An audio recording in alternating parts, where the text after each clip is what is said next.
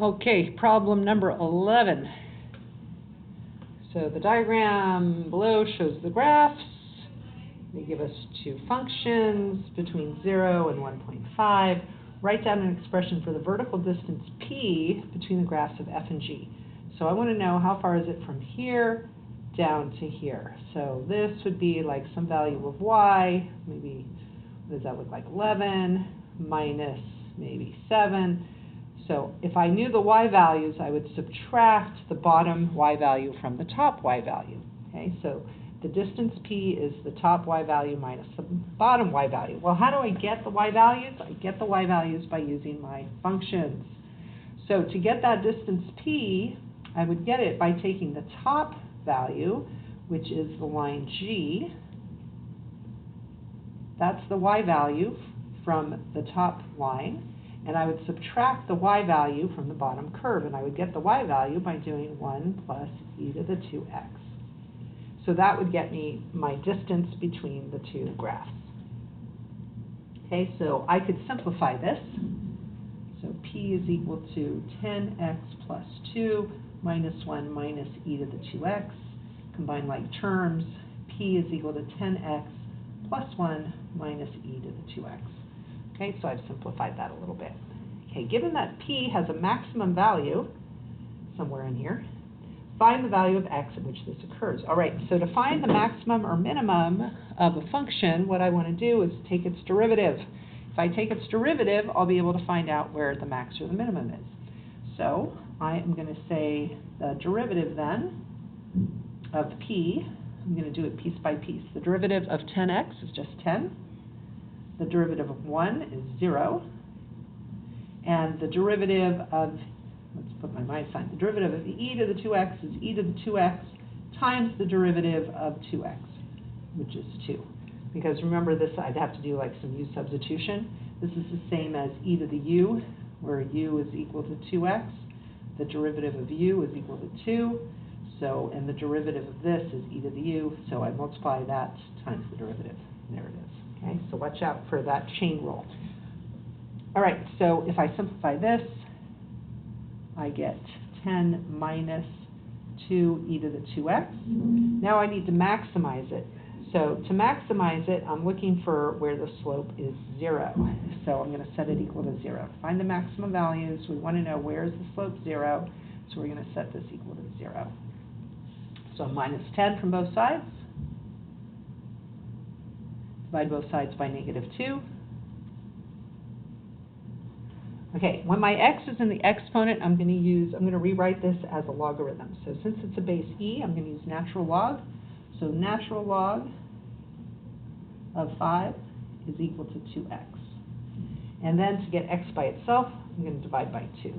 So x is equal to natural log of 5 divided by 2, because I'm just dividing both sides by 2.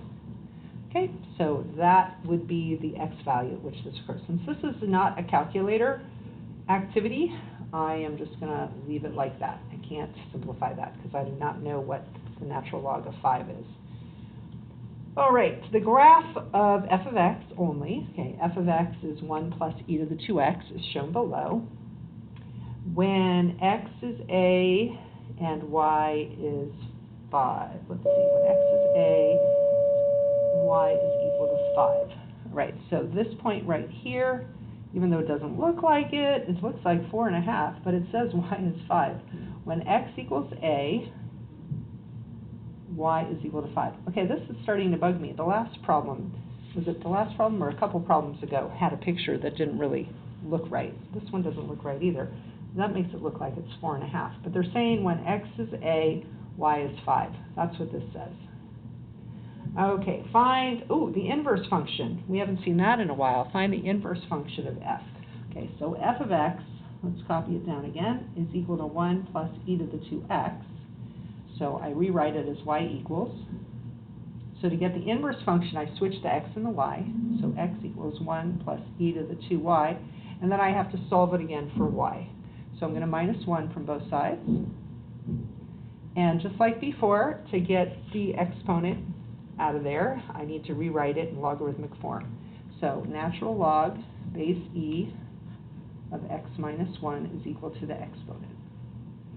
And then to get y by itself, I'm going to divide by 2. Natural log of x minus 1 divided by 2. So that's my inverse function. The inverse function is equal to natural log of x minus 1 divided by 2. Okay, there's that answer. That's my inverse function. Hence, show that a is equal to the natural log of 2. All right, so what we want to do is we want to plug in our x and our y to show this answer, to solve for a. Okay, so so it sounds like they want me to use this equation. So my x that I'm going to plug in is actually going to be the 5. Okay, I plug in my, that's really weird. Hence, show that a is equal to the natural log of 2. I don't really understand the hence part on this, so I'm just going to solve it using the original function. F of x is 5 is equal to 1 plus e to the 2x, and x is going to be a. Okay, because we're solving for a.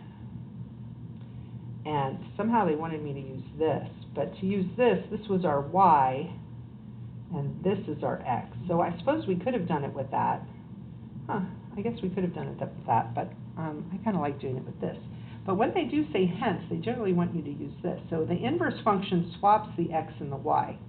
So if I've swapped the x and the y, then this is the 5, and this is the a. So I'd have a is equal to, if I'm using this, I'd have natural log of 5 minus 1 over 2. Okay, 5 minus 1 is 4, so a is equal to the natural log of 4 over 2. Now it wants me to show that a is equal to the natural log of 2. Well, I can't just divide this 4 with this 2, because this is a natural log of 4. These are like joined at the hip. These are like conjoined twins. I can't break them up and divide by this 2 that's not with a natural log. I can't do that. So what I can do, though, is I actually can rewrite 4 as 2 squared. So I can rewrite this as natural log of 2 squared. Now I can use my power rule. I can move the 2 in front. Okay, 2 squared is equal to 4. And then I can use my power rule. I can move that in front. So I get 2 times natural log of 2 over 2. The 2's cancel out, and I'm left with natural log of 2. So natural log of 2. So it does actually work. Okay, so I suppose I could use that. It's just a little confusing because the x and the y's are switched. So I'm going to do it again, just using substitution in the original problem. So I think that's really confusing that they had us do the inverse function, because then you would have to switch the x and the y here.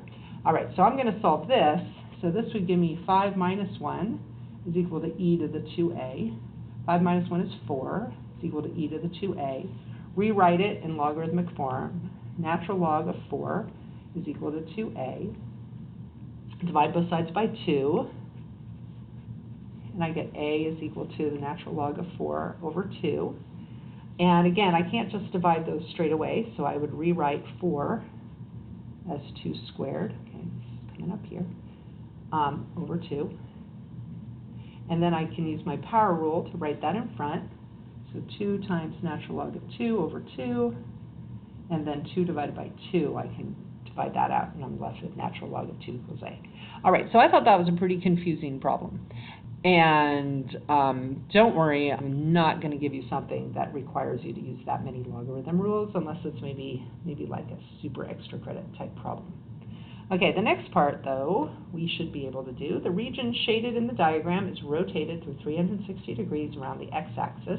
Write down an expression for the volume. So all we got to do is write it down. We don't have to do anything with it. So volume, remember, it's pi y squared. And y is our f of x. So this function is 1 plus e to the 2x. And it's squared, because it's like pi r squared. I like to put the pi out here. Pi r squared dx.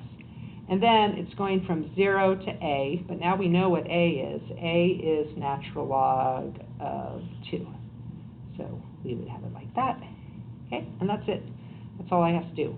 You could also put the pi on the inside, like it looks like in the formula packet. The formula packet would have you go pi times 1 plus e to the 2x squared dx. That's how the formula packet would write it. Either one is fine. Okay, that's it.